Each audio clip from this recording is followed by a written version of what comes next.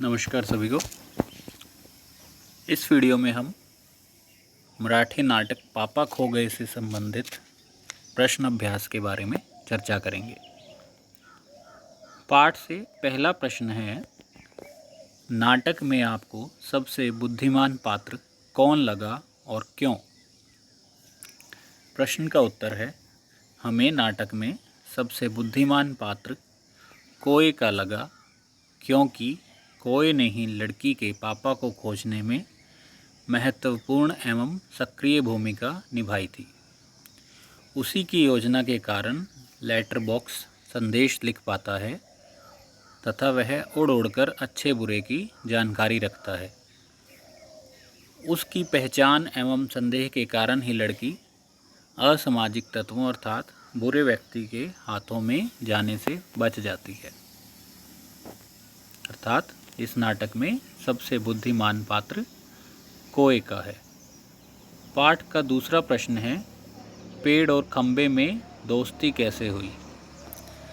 प्रश्न का उत्तर है कि एक बार जोर की आंधी आने के कारण खंबा पेड़ के ऊपर गिर जाता है। उस समय पेड़ उसे संभाल लेता है और इस प्रयास में वह जख्मी भी हो जाता है। इस घटना से खंबे का मजबूत और ऊंचा होने का घमंड चूर हो जाता है, जो कि उसे शुरू में था कि मैं बड़ा हूँ, इसलिए वह पेड़ से बात नहीं करता था। इस घटना के बाद दोनों में दोस्ती हो जाती है। पाठ का तीसरा प्रश्न है, लेटर बॉक्स को सभी लाल ताऊ कहकर क्यों पुकारते थे? प्रश्न का उत्तर है, लेटर बॉक्स ऊपर से नीचे तक पूरी तरह से लाल रंग में रंगा हुआ था।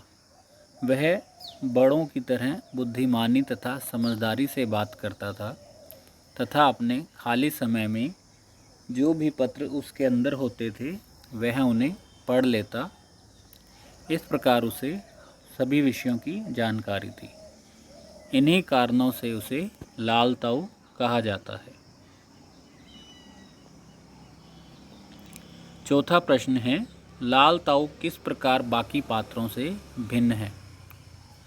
प्रश्न का उत्तर है, लाल ताऊ पढ़ा लिखा, हंसमुख और मिलनसार है।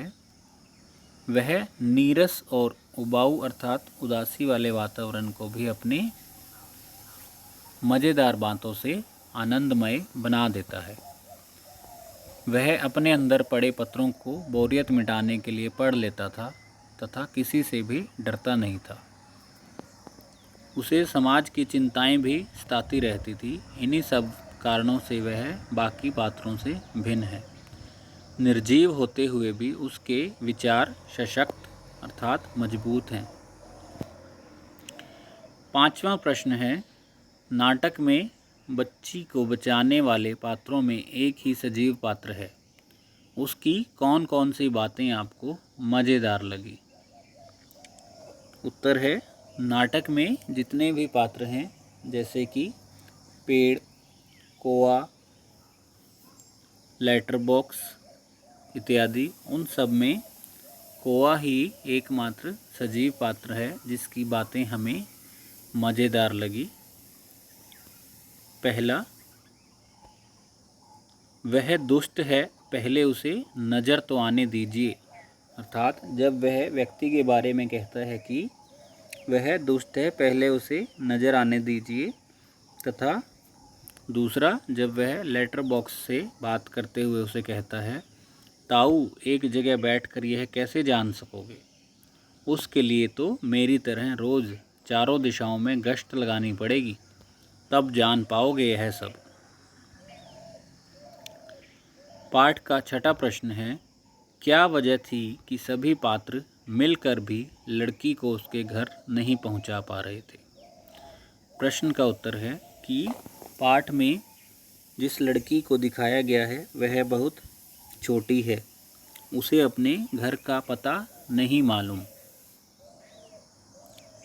इसी कारण से वह अपने पापा का नाम भी नहीं बता पा रही थी और इन्हीं कारणों के कारण सभी पात्र मिलकर भी उसे उसके घर तक नहीं पहुंचा पा रहे थे, क्योंकि उन्हें उसके घर का पता मालूम नहीं था।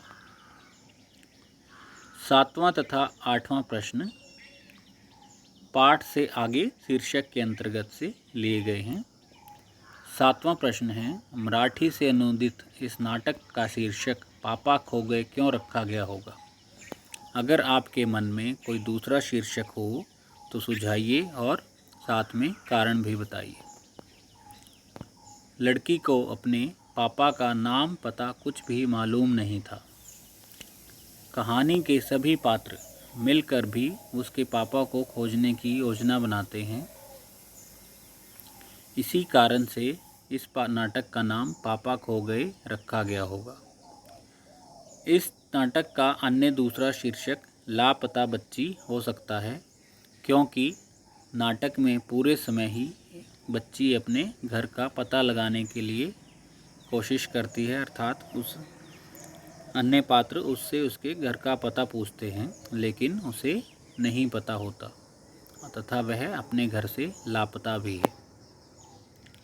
8वां प्रश्न है, क्या आप बच्ची के पापा को खोजने का नाटक से अलग कोई और तरीका बता सकते हैं?